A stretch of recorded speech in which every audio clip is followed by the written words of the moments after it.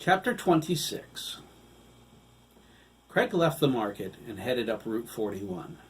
He pedaled as if Max was chasing him again. He grinned at how that made him feel. It was the greatest feeling in the world, but not destined to last. As he reached Top Road, his back tire blew out with a loud pop. Craig hopped off his bike. There was a jagged piece of glass embedded in the rubber.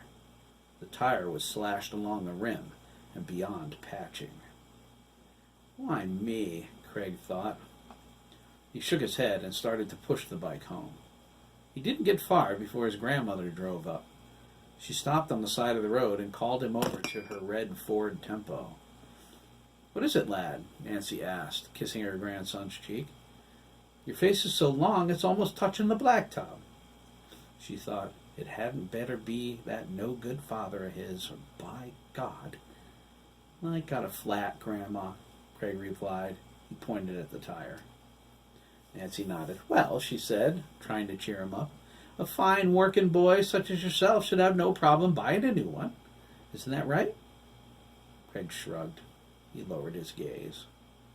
"Have you no money, lad?" Nancy asked. Craig slowly shook his head.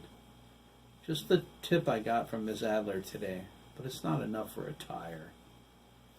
Nancy opened up her mouth to ask where his pay was, but she stopped. Why put the boy on the spot, she thought. You know exactly where the money's going. Into Jack's pocket, into the bloody bar. Lord, I wish I had the strength to do something about that. Nancy's guilt wouldn't allow it. Jack gave up years of his income for the family. If he required the same from his son, she couldn't say anything about it. Wade didn't drink it away, she thought. "Come on, Craig, me love," she said, unclipping the trunk key from her key ring. "Load the bike in the back. I'll take you to the bike shop in Stafford to have it fixed." "But, Grandma," Craig exclaimed, "I'm meeting my friends at 3 o'clock to go camping." "Well then," Nancy replied, checking her watch, "we best be moving along then, I'll have you back in time to meet your mates." Craig threw the bike into the trunk. He tied the lid down with some twine she kept in a bucket in the back. His grin was worth Fort Knox to her. Nancy waited for him to buckle his seatbelt before she made a U-turn and headed toward Stafford. They arrived at Lester's bike shop on Main Street in 5 minutes flat. Nancy claimed to obey the speed limit, but Craig knew better. She hardly looked at the speedometer. Luckily, the bike shop didn't have any customers. Craig talked non-stop about the campout and the boys going with him while Lester changed his tire. Nancy said she was happy he made some friends. She thought Craig needs to spend some time with his peers. Jack lost his childhood to Hiram.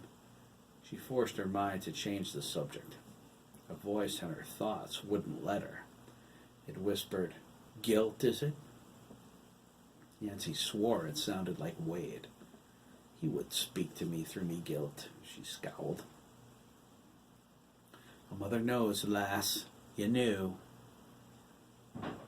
She shook her head. Afghanistan took pieces of Jack as well. He didn't have the heart for murder. "It was Hiram, too. You know it was. You made the wrong choice. Sacrificed him in vain. Damn, you know." Nancy blocked out the voice. She said, "You mind yourself, lad. Treat others how you want them to treat you, and you'll have friends for life." Craig assured her he would. The tire took longer than anticipated. Craig got into one conversation or another with the young man who owned the business, Lester Cross. Not only did he sell mountain bikes and rollerblades, but he also raced motocross. His trophies lined the shelves above his workbench. Craig listened as Lester described how he won them. The largest one he got when he was only 12. "Wow," Craig exclaimed while Nancy patiently waited for him. "You mean I'm old enough to race?" "I don't know," Les replied. "How old are you?" Craig rolled his eyes and thought, the curse of the 11-year-old physique. "I'm almost 15. Les said, "You sure could." Craig saw the time and told his grandmother they should go. Nancy paid for the tire with her Discover card, and they left. This time the conversation was filled with motorcycles and motocross. Nancy prayed for strength. Such a sport would give her even more gray hairs. Craig got home with little time to spare. He locked his bike up and ran back to kiss his grandmother goodbye. He slipped into the house to get the mess cleaned up and his camping gear ready. Jeremy should be there shortly. Craig closed the door, turned around, and his heart shattered. Panic rose in the sight that greeted him. A trail of blood on the living room floor led from the broken glass in the hallway to the kitchen table. Smeared footprints outlined the path. Craig knelt down near them. Dread enclosed his heart. The worst thing that could possibly happen had happened. Jack woke up, forgot about the glass, and stepped on it. It was a severe cut, judging by the amount of blood. Bandages lay on the table. A dry pool of maroon rested beneath one of the chairs. Craig started to cry.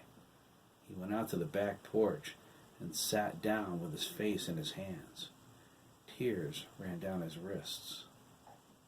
Nothing matters now, Craig thought, sobbing with force. I am 100% dead meat.